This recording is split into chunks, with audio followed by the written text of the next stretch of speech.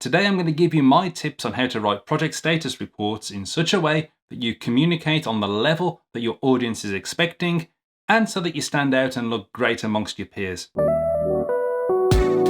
My name's Stuart Taylor from Influential PMO, and every day I publish new videos about project management. If that's something you're interested in, make sure to hit the subscribe button. I wish I could say there was one big tip I could share that will just elevate everybody's project status reports, but the truth is this video is going to be made up of multiple small tips. So I'm going to put the timestamps into the description of the video so you can skip ahead if you need to, but I'd encourage you to watch every tip. I think there's going to be something here for everybody who writes a project status report. The first tip comes into effect before you even open up your status report document. It is to set yourself a recurring reminder in your Outlook calendar to remind you whenever you have to start writing your project status report. You don't want to be dependent on reminders from PMOs or anybody else, because let's face it, they can have a bad day at the office and forget to send their reminder.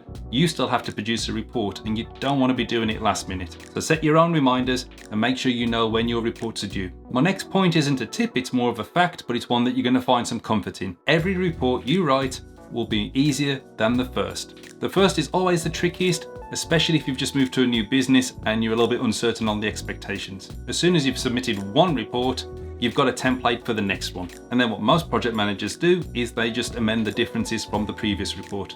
Here is a tip. If you are just updating reports from the previous ones, don't get sloppy. And what I mean by that is make sure the data that's in there is up to date. Make sure you check everything. Okay, let's get into writing the report.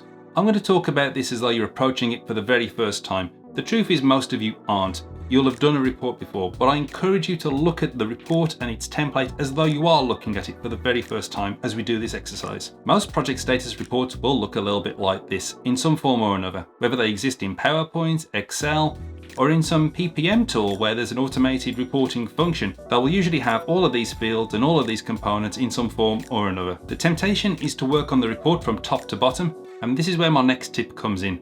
Don't work on the report from top to bottom. Top to bottom is how the report is typically read. It shouldn't be how it's written. Yes, on this template you can do the project manager name, the project title, and the date. And if you have a report that looks anything like this, then the first section you should complete is this. Enter the sponsor and the business unit details. They're fairly static, they're not likely to change too much. Enter the stage, and if you know it, the stage end date. If you know what the expected go live date of the project is, then by all means complete that section too. Now this is the reason I suggest you do this part first.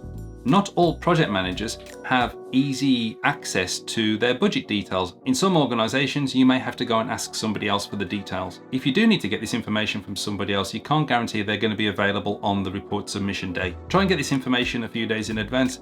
It will save you a potential headache. The benefit cell on here is deliberately vague so that it can be used for financial or non-financial benefits. Find out what the latest version of your benefits expectations are and include them in there. In this form, it's deliberately set so that you can't put too much content. In other words, get to the point. So now we've got that part out of the way, are you thinking that maybe we'll go back up to the top and work our way down again? Wrong again. And let me explain. What we're trying to do with this report is tell a story, to tell a narrative, to explain the progress, the challenges, what's coming next, what's been accomplished. If you start writing a status update at the top, and then you start getting into the detail, when you're in the detail, you'll start thinking of things and you'll start adding things. You're going to end up creating more work for yourself. Instead, go to the deliverables. List the deliverables that have been completed in the last reporting period, and then list the deliverables that are due in the next reporting period. If you've created a project plan that's got the deliverables listed and their target dates, the work's almost been done for you. You just have to copy and paste that section in. If you're using an automated system, it'll probably do that for you. But keep focused on deliverables. People don't really care about the activities. What I mean by that is don't say that I've gone to have a meeting with somebody. Put instead what the outcome of the meeting was. Nobody cares that you had a meeting with Kevin and Sue and Bob to sign off a brief. All they care about is that the brief was signed off. That's the deliverable. That's what you include. Hey, if this video is helping you with your status report writing, make sure to give it a like. Here's my next tip. If you've previously reported there's a deliverable that's due in this reporting period and it's not been, make sure that you put in that section its new date, but also add a note saying it's been carried forward. Don't just hope people won't notice it. This is a chance for you to demonstrate integrity. People need to know they can trust the person writing the report. If you own up to small slippages like this, people will be more inclined to trust you. And if things ever really start to go wrong, that's going to be important. Now we're getting to risks and issues, and as you can see on this report, there isn't a whole lot of space for you to put a lot of detail. If you've got limited space to put risks and issues, I suggest that you focus on the proximity and put on there the things that are most likely to be a problem immediately or soon. So generally, issues will trump risks. It's tempting to write a lot of content into here, but really you need to be brief and get to the point. Make sure you put the unique identifier on here so people can follow the risk or issue back to whatever log they've come from, and they can see all the full details in there.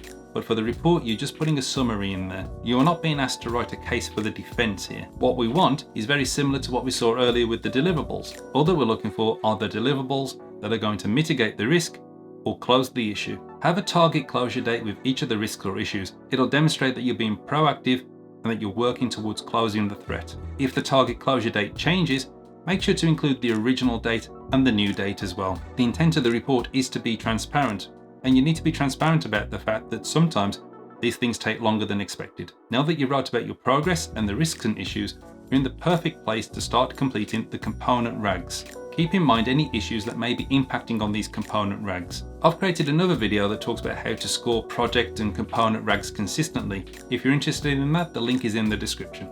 If any of your issues have made any of the component RAGs or the overall health RAG a non-green state, we have a section where you can enter some details on what's being done to remedy that situation. You'll see here that we have the return to green actions. As we've been doing consistently through the report, we're listing the deliverables and the target dates. But now we're adding a note to say which component these actions are going to turn back to green. Okay, now you can start working from the top. Here's a tip for the project status update. Again, keep it brief. Based on the information that you've put into this report, think about the top 3 points that you need to draw to the immediate attention of your audience. Most likely that will be what significant things have been accomplished in the last reporting period, what significant things are coming up, and what challenges you're expecting or are facing. This part has to be consistent with the rest of the report. For the reader, this is where the narrative begins. Keep in mind who your audience is. If this is going up to senior managers or directors, consider how much information they're having to deal with on a daily basis. So make it nice and simple for them. Get to the point. Try to avoid jargon or any kind of terminology that only people involved in the project will understand. Keep your report as easy to read as possible. My last tip is that this channel has now got lots of content about writing status reports, so have a look in the playlists and see if there's anything else that's of interest to you. If any parts of this video have raised questions for you, make sure to drop them into the comments and I'll do my best to answer them. So there you go. You can write project status reports now. You can probably even do it for a living.